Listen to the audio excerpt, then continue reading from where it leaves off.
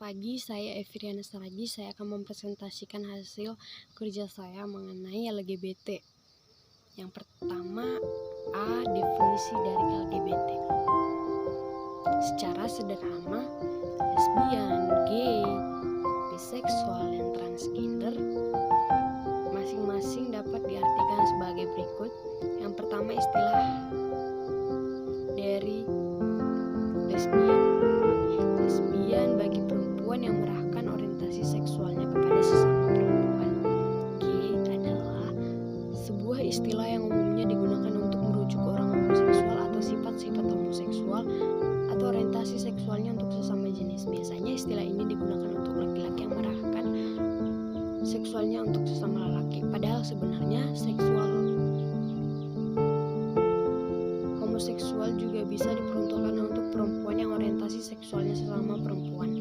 Sedikit berbeda dengan biseksual. Biseksual adalah individu yang dapat menikmati hubungan emosional dan seksual dengan pria ataupun wanita. Sedangkan transgender merupakan ketidaksamaan identitas gender seseorang terhadap jenis kelamin yang ditunjuk kepada dirinya. Seseorang yang transgender dapat mengidentifikasi dirinya sebagai seseorang heteroseksual, homoseksual, biseksual, maupun aseksual. LGBT yang dipandang suatu kekejian terhadap Allah dan merupakan suatu perbuatan yang negatif. LGBT tentunya melanggar etika Kristen karena landasan dari etika Kristen ialah Alkitab, sehingga etika Kristen melihat LGBT itu sebagai pelanggaran yang perlu dihapuskan. B. Etika Kristen dan LGBT.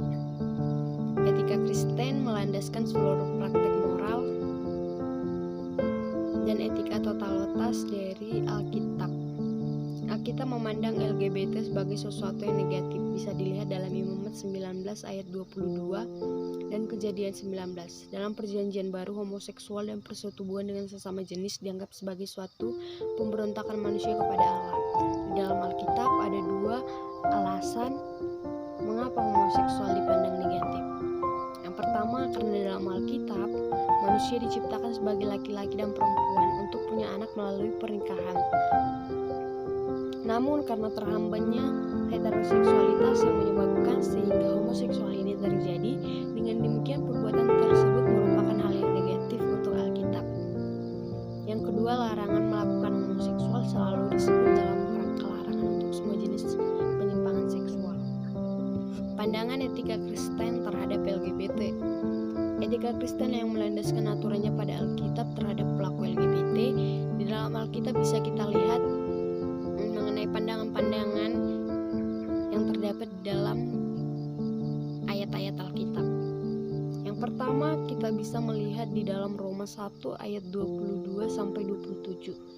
Karena itu Allah menyerahkan mereka kepada keinginan hati mereka akan kecemaran sehingga mereka saling mencemarkan tubuh mereka kepada hawa nafsu yang memalukan, sebab istri-istri mereka menggantikan persetubuhan yang wajar dengan yang tak wajar,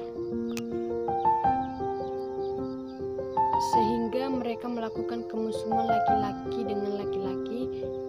Yang kedua bisa kita lihat di dalam Imamat 18 ayat 22. Janganlah engkau tidur dengan laki-laki secara orang bersetubuh dengan perempuan, karena itu suatu kekejian. Yang ketiga bisa kita lihat di dalam Imamat 20 ayat 13. Bila seseorang laki-laki tidur dengan laki-laki secara orang bersetubuh dengan perempuan, jadi keduanya melakukan suatu kekejian. Yang keempat, di dalam Yudas 1 ayat 2 sampai dengan 3. Sama seperti Sodom dan Gomora dan kota-kota sekitarnya yang dengan cara yang sama melakukan pencabulan dan mengejar kepuasan-kepuasan yang tak wajar, telah menanggung siksaan api kekal sebagai peringatan kepada semua orang. Namun demikian, orang-orang yang bermimpi-mimpi ini juga mencemarkan tubuh mereka dengan menghina kekuasaan Allah serta menghujat semua yang mulia di surga. Yang terakhir kita bisa lihat di dalam Korintus 6 ayat 9 sampai 10. Dan yang terakhir dalam 1 Korintus 6 ayat 9 sampai 10. Atau tidak tahukah kamu bahwa orang-orang yang tidak adil tidak akan mendapat bagian dalam kerajaan Allah? Jangan sesat, orang cabul, penyembah berhala, orang berzina, banci, orang pemburi, pencuri, orang kikir, pemabuk, pemfitnah, dan penipu tidak akan mendapat bagian dalam kerajaan Allah. Nah, LGBT, tawaran terhadap LGBT yang ditawarkan oleh teologis LGBT merupakan momok yang sangat mengerikan untuk semua kalangan yang ada. LGBT tidak lagi memandang umur ataupun keadaan. Untuk itu etika Kristen harus lebih terdahulu ditanamkan kepada setiap pribadi agar tidak mudah dipengaruhi oleh lingkungan sekitar. Tawaran teologis yang penulis tawarkan untuk semua kalangan yang baik yang telah melakukan LGBT maupun yang belum terpengaruh oleh LGBT, bahwa jadikan dirimu sebagai ciptaan yang paling mulia dan ajarkanlah dirimu untuk mensyukuri apa yang telah ada pada dirimu.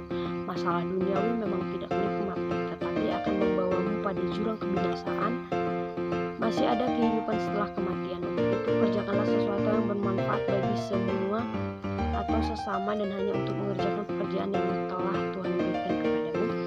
Terima kasih, sampai di sini video saya mengenai presentasi mengenai LGBT. Mohon maaf bila ada kesalahan pengucapan ataupun yang kurang tepat.